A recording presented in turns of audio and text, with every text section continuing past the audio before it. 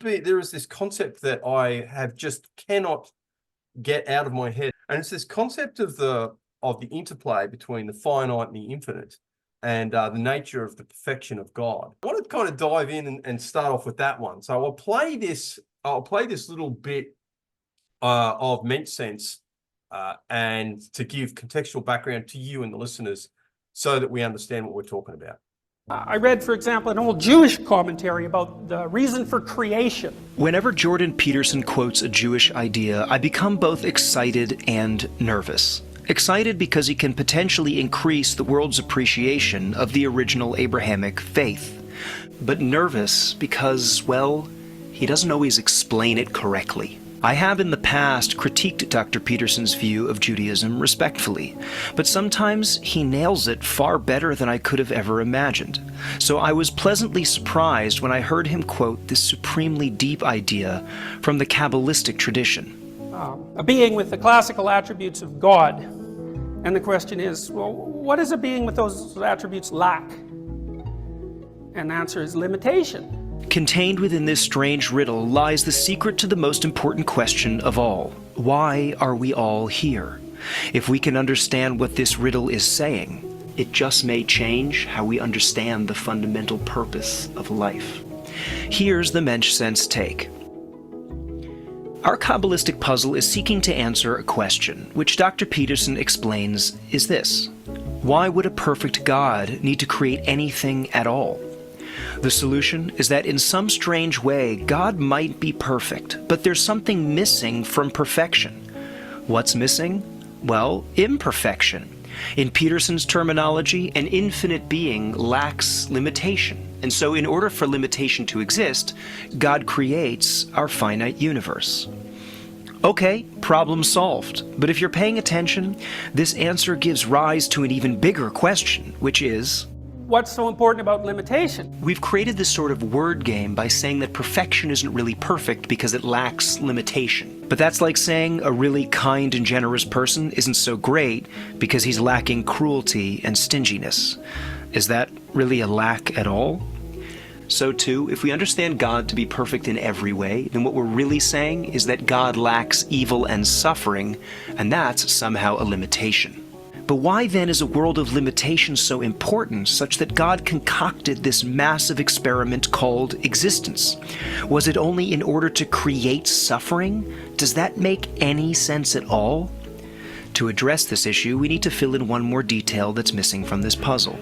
The revolutionary 20th century thinker Rabbi Avraham Yitzchak Kook explained this exact riddle in the following way. There are, in fact, two types of perfection.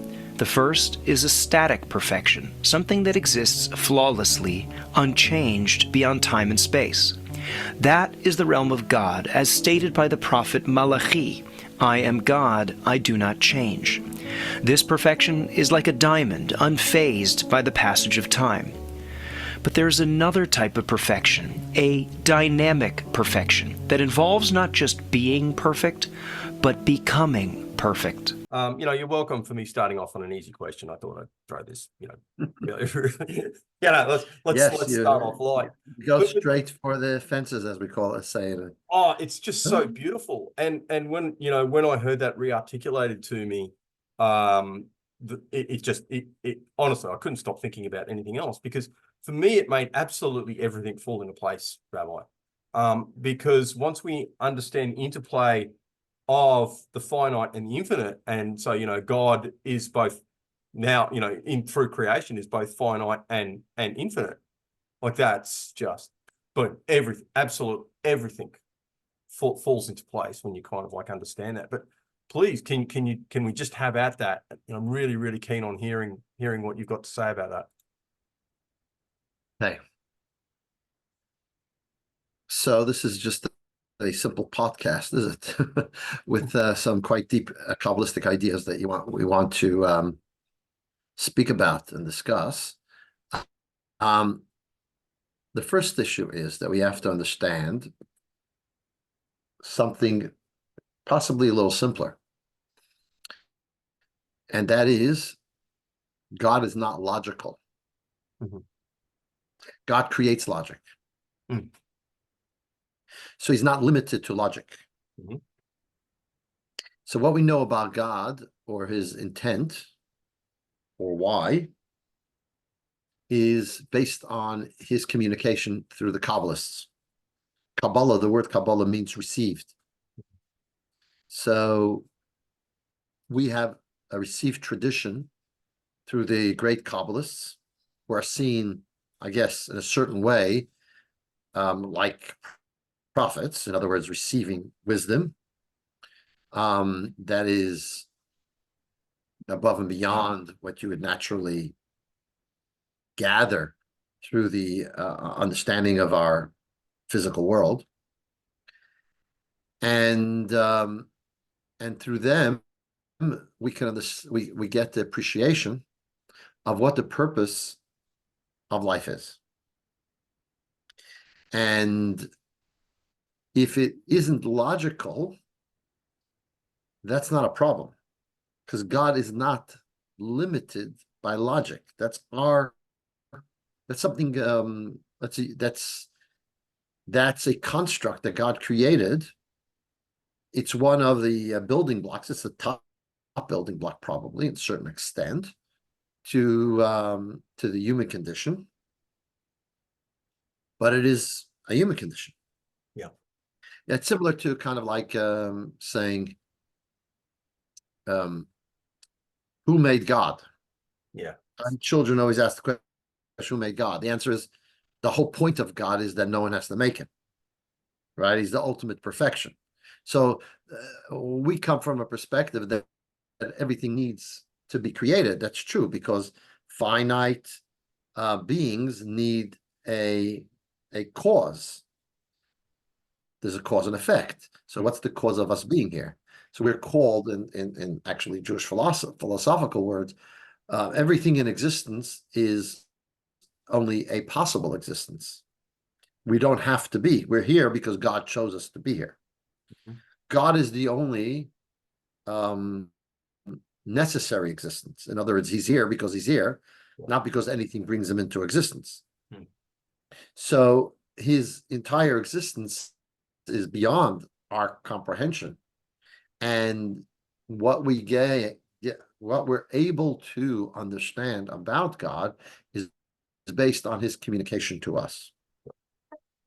And the bottom line, just go straight into it. The reason that God creates the world is God wants a dwelling place on earth. That is, he wants us to perfect the world so that he is comfortable here. Yep. So here you're taking this finite world and making it a home for an infinite God. Yeah. Which seems that doesn't make sense, right? How could the infinite fit into the finite? So the answer to that is he actually gives us infinite powers. Yeah. He gives us the ability to bring an element of infinity within this finite world. Yeah. Because I'll give you something that kind of, you know, an idea that could blow you away. You know where God is most pronounced? In the contradiction, right? In the contradiction of, say, because anything else is a construct, whether it be a physical construct or a spiritual construct. Yeah. The only space that is possible for God himself is in the area of contradiction. So to give you a simple example, I'll tell you what the Talmud says. There was the Ark of the Covenant. The Ark of the Covenant had a particular measurement. It was 2.5 cubits. Cubit is like a half a meter. So it's 2.5 cubits by 1.5 cubits. The room it sat in was like 20 cubits wide. Okay. But if you measured from the southern wall to the beginning of the ark, you got 10 cubits. And if you measured from the other side of the ark to the northern wall, it was also 10 cubits. And if you measured where this ark wasn't standing from wall to wall, it was also 20 cubits. That's not possible. Then you measure the ark and it's 2.5 cubits. So it doesn't make sense. And it wasn't protruding. In other words, the ark took up space and did not take up space at the same time. Yeah. It was a beyond such a, it's not only beyond nature, it's not only miraculous, it's a contradiction that is hard to understand, right? Beyond our comprehension. Similarly, your listeners might be aware of the holiday of Hanukkah. The holiday of Hanukkah, what happened?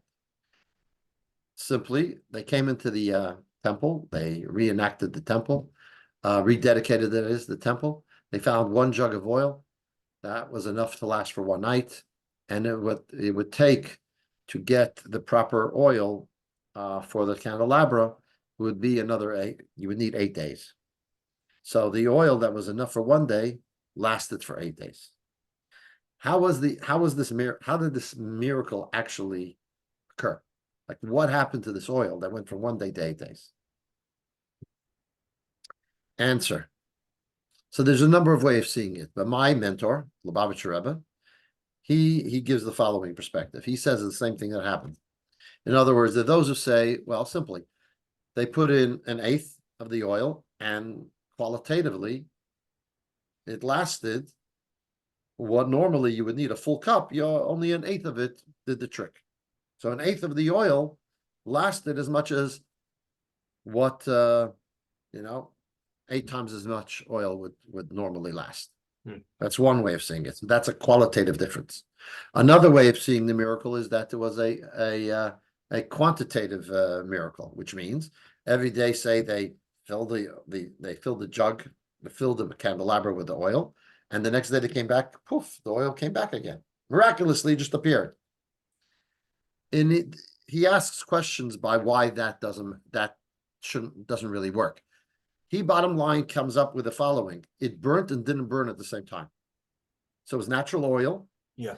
And it burned and didn't burn, similar to Moses's bush. burning bush. Yeah. The burning bush was burning and not burning at the same time. Being consumed or not consumed. 100%. Right. So that is a paradox. Yeah. Right? Because if it's in the laws of nature and it's burning, then it has to be consumed. Right? It's not like something from elsewhere came into our existence. No, it's burning bush that has the physical characteristics of fire, yep. And it is consuming a bush, and at the same time it's not. That is called an impossibility. Yep. And that is where the essence of God is seen more than anywhere else in this impossibility. 100%. Okay, so this impossibility gives to us. Because we have a soul that is rooted in him, so he gives us this power of the impossible. I like to think that the Jewish people, and we're seeing it in an obvious way now, are a testament to that. That the fact that we exist throughout the ages with the anti-Semitism, the Jew hatred, that we're seeing present, the blood libels and the absolute Jew hatred that we have, and nevertheless, we've outlasted the Romans and the Greeks and the Assyrians and the Egyptians and Hitler and the Crusaders, and we'll outlast the Islamic terror as well. There's no question in my mind. So this comes from the fact that implanted within us is this impossibility of the infinity of God. So now we need to know what our purpose here is. Like, why does he put us on earth? And what he wants now, you might say, but why does this mean anything to him? So you could say what Rav Kook said, as you pointed out, that he wants to have a relationship with another. The one, I would put it a little slightly different. The one thing he doesn't have is otherness. Right? The one thing he doesn't have is anyone else accepting him, because he's the only being. He's the only true being. Yeah. And that is true even at present, even as he creates us, he's really the only true being. Nevertheless, this is what he wants. He wants to have a relationship with us. He wants us to sense ourselves as other, as finite, as other, and to choose him with our free choice. Even as he's concealed, and even as people could deny his existence, he hides just enough for it to actually be an expression of our free choice to choose him. Yep. To choose our relationship and connection to God. Mm. So that would be my take on that interplay. The idea of the otherness and the idea of he implants within us his sense of infinity, which is basically his ability to exist within the paradox. But when you recognize the capacity for human imagination and for humans to conceive of the abstract and even quantify the abstract, so there you have, like, the fact that you can conceive of the inconceivable. You can, you can do that. That's like that little sliver of infinite God, within all of us. And it just makes perfect sense. And